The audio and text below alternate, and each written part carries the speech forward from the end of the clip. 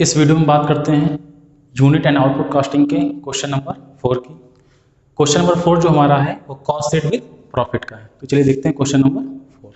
Question दिया हुआ है, find out in the appropriate cost sheet from the selling rate per ton of special paper manufactured by a paper mill for the government in January 2014 under the following division of cost. हमें एक cost sheet prepare करनी है एक factory की जो government के लिए paper manufacture करती है। जनवरी 2014 में उसकी कितनी लागत आई थी पेपर मैन्युफैक्चर करने की, ये हमें फाइंड आउट करना है। इसके लिए हमें कॉस्ट शीट बनानी है। कॉस्ट शीट में हमें कुछ हेड दिखाने हैं।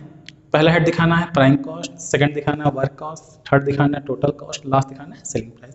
तो सिंपल सी बात है, जब हम कॉस्ट शीट बनाते हैं तो ये हेड उसमें आते ही आते हैं। तो सबसे पहले तो आप सभी लोग कॉस्ट शीट विद प्रॉफिट का फॉर्मेट कायदे से देख लीजिएगा।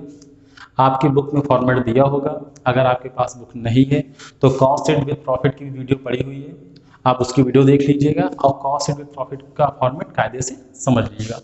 क्योंकि अगर आपको फॉर्मेट नहीं याद है तो क्वेश्चन लगाने में आपको दिक्कत होगी, अगर आपको फॉर्मेट याद है तो क्वेश्चन लगाने में आपको जरा भी दिक्कत नहीं होगी।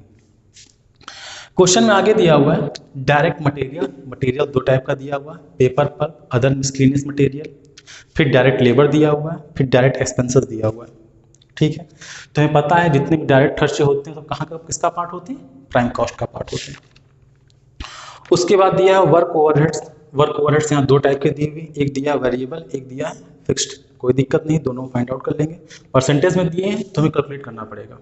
ठीक है, एडमिनिस्ट्रेशन ओवरहेड दिया है 10%, ये भी परसेंटेज में दिया होगा, फाइंड आउट करना पड़ेगा। सेलिंग एंड डिस्ट्रीब्यूशन ओवरहेड दिया है, परसेंटेज में दिया है, ये भी फाइंड आउट करना पड़ेगा। उसके बाद प्रॉफिट लिखा है 10% ऑन टोटल कॉस्ट, ये भी फाइंड आउट करना पड़ेगा, परसेंटेज में दिया हुआ है। फिनिश्ड पेपर मैन्युफैक्चर्ड 400 टन, जो हमने पेपर बनाया है या कह सकते हैं कंपनी ने पेपर मैन्युफैक्चर किया है वो जनवरी 2014 में उसने मैन्युफैक्चर किया है 400 ton. Credit account of sale of manufacture of waste. ठीक है, कंपनी ने कुछ पेपर बनाया होगा जो वेस्ट हो गया होगा या अकॉर्डिंग टू स्टैंडर्ड नहीं बना होगा, उसको बेचा है जिससे उन्हें 800 रुपये मिले हैं। ठीक है, इसका ट्रीटमेंट देखते हैं। इसका ट्रीटमेंट क्या होता है, आप लोगों ने फॉर्मेट जो बताया गया था उसमें देखा होगा। अभी क्वेश्चन लगवाते हैं, फिर से देखते हैं। लिखा है there was no work in progress at the beginning और at the end of the year. ठीक है, साल की शुरुआत में या साल के अंत में कोई भी वर्क इन प्रोग्रेस नहीं है, ना ओपनिंग है ना क्लोजिंग है। फिर लिखा था scrap value of the special equipment after utilisation in manufacture is nil. हमने जो प्रोडक्शन में स्पेशल इक्विपमेंट यूज किए थे, प्रोडक्शन खत्म होने के बाद उनकी वैल्यू क्या हो गई, नील हो गई। बहुत अच्छी बात है। चलिए अब क्वेश्चन देखते हैं। तो क्वेश्चन जो काम की चीजें हैं तो सबसे पहले बनाते हैं फॉर्मेट, उसके बाद कुछ चीजें पुट करते हैं। फॉर्मेट सबको पता ही है कॉस्ट शीट का।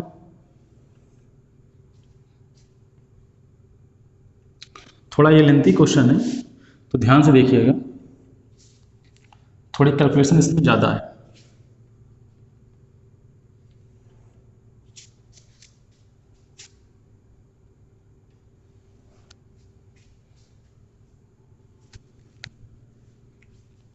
सबसे ऊपर हेडिंग पड़ेगी cost sheet with profit for the year ended on January 2014, वो हेडिंग लिख लीजिए आप लोग।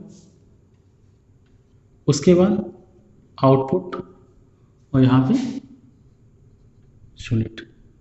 पेपर मैन्युफैक्चरिंग कंपनी थी। कितना पेपर मैन्युफैक्चर किया था कंपनी ने, पेपर मैन्युफैक्चर किया था 400 टन, तो 400 यूनिट में टन। पहला कॉलम आपका बनता है पर्टिकुलर्स का, सेकंड कॉलम अमाउंट का, कॉस्ट पर यूनिट का। उम्मीद करता हूँ यहाँ तक किसी कोई दिक्कत नहीं होगी, ये फॉर्मेट सबको समझ में आ ही गया होगा। ठीक है, कई बार बना चुके हैं आप लोग, सबको याद भी हो गया होगा।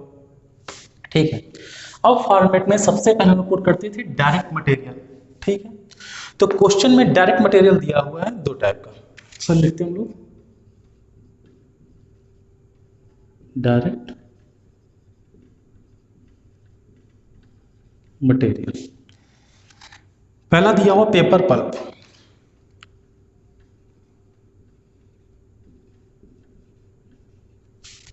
पेपर पल्प दिया हुआ है 500 ton at the rate of ₹50 पर टन। पेपर पल्प हमने यूज किया 500 टन, किस रेट से, 50 रुपये के रेट से, तो 50 से मल्टीप्लाई कर देंगे, ठीक है, तो यह आ जाएगा 25,000 रुपये, ठीक है। उसके बाद अदर मिसलेनियस मटेरियल दिया हुआ है,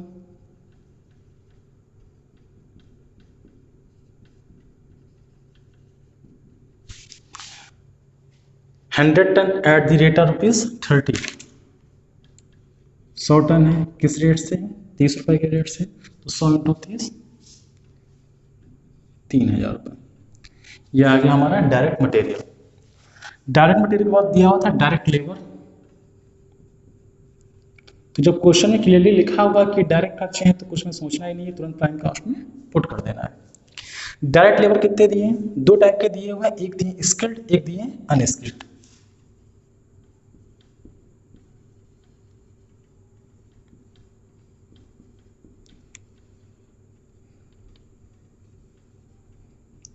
स्किल्ड मतलब ऐसे लेबर जिन्हें काम करने का एक्सपीरियंस होगा, अनस्किल्ड मतलब जिनको एक्सपीरियंस नहीं होगा, ठीक है।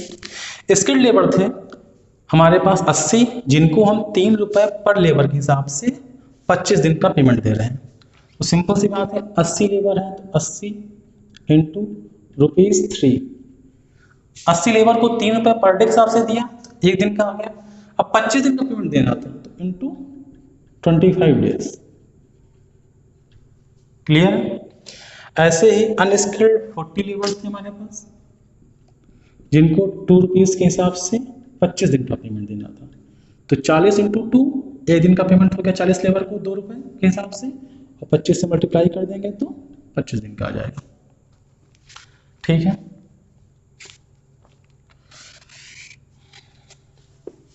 मल्टीप्लाई करके देख लेते हैं कितना आएगा।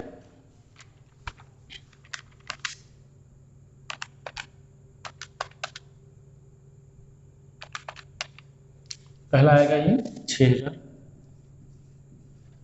सेकंड आएगा 2,000।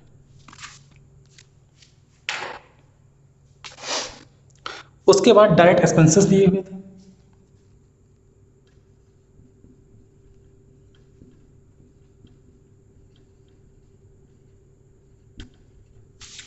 डायरेक्ट एक्सपेंसेस 2 दिए हुए थे, एक स्पेशल इक्विपमेंट दिया हुआ था, दूसरा स्पेशल डाइस दिया हुआ था।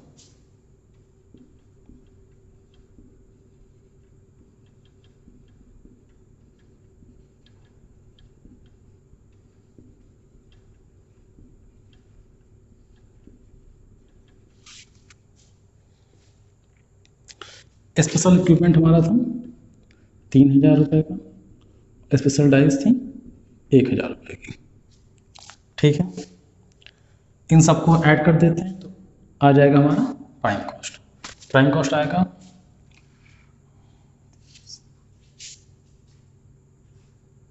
40,000।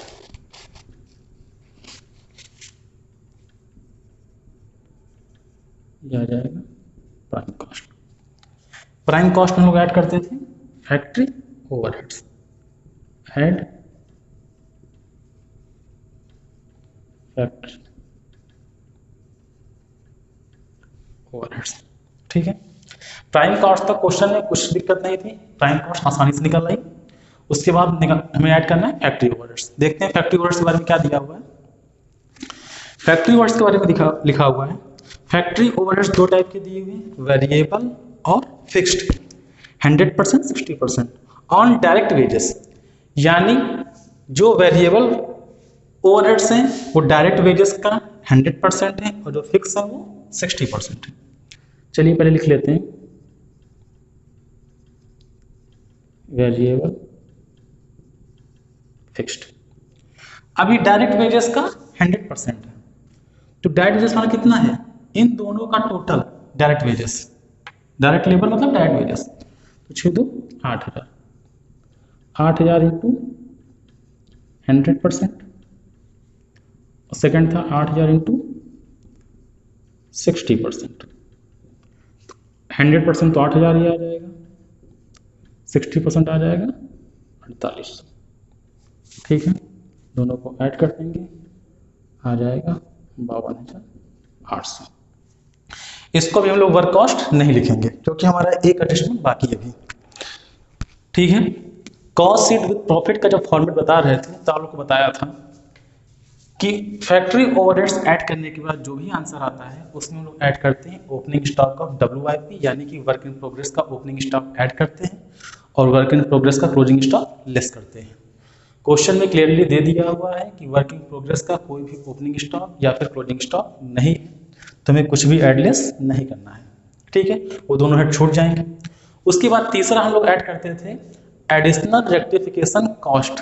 यहाँ इस क्वेश्चन में एडिशनल रेक्टिफिकेशन कॉस्ट भी नहीं दी हुई है। सबसे फोर्थ पॉइंट हम लोग लिस्ट करते थे लेस सेल ऑफ स्क्रैप। यहाँ पे सेल ऑफ स्क्रैप दी हुई है, कितनी दी थी? 800 रुपए। तो ध्यान रखिएगा, यहाँ पे हम लोग लिस्ट करेंगे लेस सेल ऑफ स्क्रैप।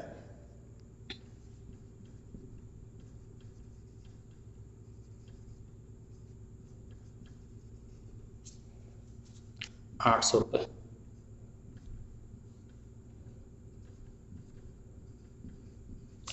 ये आ जाएगा वर्क कॉस्ट। जिन लोगों ने कॉस्ट शीट विद प्रॉफिट का फॉर्मेट नहीं देखा होगा उन लोगों को बात समझ में नहीं आ रही होगी, वो सोच रहे होंगे कि सर क्या बता रहे हैं। तो सबसे पहले आप लोग कॉस्ट शीट विद प्रॉफिट का फॉर्मेट देखिए। वहाँ पे फॉर्मेट में फैक्ट्री ओवरहेड्स के बाद कुछ एडजस्टमेंट लिखे हैं, कुछ जोड़ा घटाया गया है, तो उस फॉर्मेट को कायदे से देखिए। जब उस फॉर्मेट को देखेंगे तो आपको देखिएगा वहाँ पे फोर्थ पॉइंट मिला होगा लेस सेल ऑफ स्क्रैप। ठीक है, यानी कि फैक्ट्री ओवरहेड्स ऐड करने के बाद जो भी अमाउंट आता है उसमें ओपनिंग स्टॉक और WIP ऐड करते हैं, उसके बाद क्लोजिंग स्टॉक और WIP लेस करते हैं, उसके बाद एडिशनल रेक्टिफिकेशन कॉस्ट ऐड करते हैं, फिर लेस करते हैं सेल ऑफ स्क्रैप। जो आंसर आता है वो हमारा होता है वर्क कॉस्ट। ठीक है, तो सबसे पहले आप लोग कॉस्ट शीट विद प्रॉफिट का फॉर्मेट देख लीजिए। अगर आप लोग को फॉर्मेट नहीं देखा है अभी तक तो ये चीज आपको समझ में नहीं आएगी। ठीक है, उसके बाद देखते हैं एडमिनिस्ट्रेशन ओवरहेड। ठीक है, यहीं पर देख लेते हैं एडमिनिस्ट्रेशन ओवरहेड। वर्क कॉस्ट में हम लोग ऐड करेंगे add office and administration overhead. ठीक है, कितना दिया हुआ है? लिखा है administration overhead 10% on work cost. अब हमारी वर्क कॉस्ट कितनी आई है? 52,000। इसी का निकाल देंगे 10%। ठीक है, चाहे तो यहां पे लिख सकते हैं 10% ऑन वर्क कॉस्ट। ठीक है, ऐड कर देंगे, आ जाएगा 5200।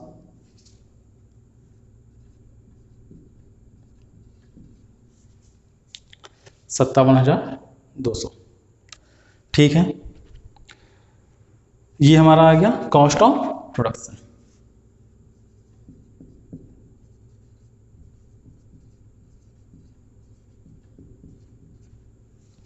ठीक है, कॉस्ट ऑफ प्रोडक्शन में लोग क्या ऐड करते थे? कॉस्ट ऑफ प्रोडक्शन में लोग ऐड करते थे selling and distribution overhead. Selling and distribution overhead दिया है 15% ऑन वर्क कॉस्ट। ठीक है, आगे बना लेते हैं हम लोग।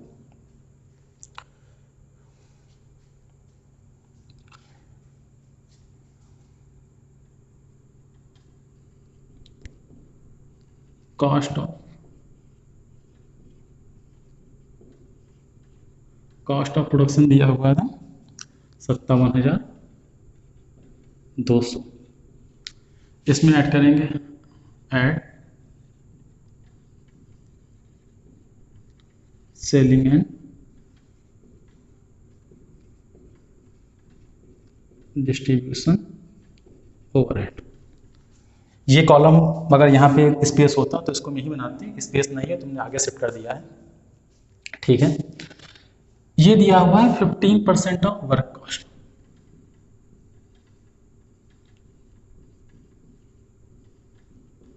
और वर्क कॉस्ट कितनी थी हमारी? वर्क कॉस्ट थी हमारी 52,000। इसका 15%, इसका 15% आएगा 7,800।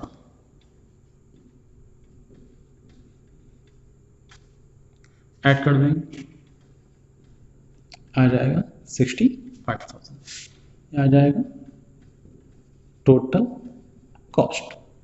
ठीक है, इसके बाद add net profit. Net profit question में दिया हुआ था 10% on total cost, total cost का 10% ऑन टोटल कॉस्ट। इसका 10% निकाल देंगे, आ जाएगा 6,500, ऐड कर देंगे 71,500, ये आ जाएगा हमारे सेल्स। ठीक है, अगर हमें cost per unit find out करना होगा तो हम हर अमाउंट को टोटल आउटपुट जो दिया है 410 इससे डिवाइड कर देंगे, हमें कॉस्ट पर यूनिट मिल जाएगा। ठीक है, आप लोग निकाल लीजिएगा। इस क्वेश्चन में कुछ खास नहीं था, इस क्वेश्चन में कुछ खास नहीं था, बस कुछ एडजस्टमेंट जो थे, आपके अमाउंट ना देके परसेंटेज दिए हुए थे, आपको अमाउंट फाइंड आउट करने थे। बाकी इस क्वेश्चन में कुछ खास नहीं था। हाँ, एक एडजस्टमेंट और दिया हुआ था, लेस सेल ऑफ स्क्रैप का। ठीक है, तो आप लोग फर्स्ट टाइम क्वेश्चन लगा रहे हैं, हो सकता है ये आपको थोड़ा डिफिकल्ट लग रहा हो, लेकिन जैसे जैसे क्वेश्चन आप आगे बढ़ते जाएंगे ये चीज़ें आपके लिए आसान हो जाएंगी। तो आज के लिए इतना ही, नेक्स्ट वीडियो मिलते हैं अगले क्वेश्चन के सॉल्यूशन के साथ।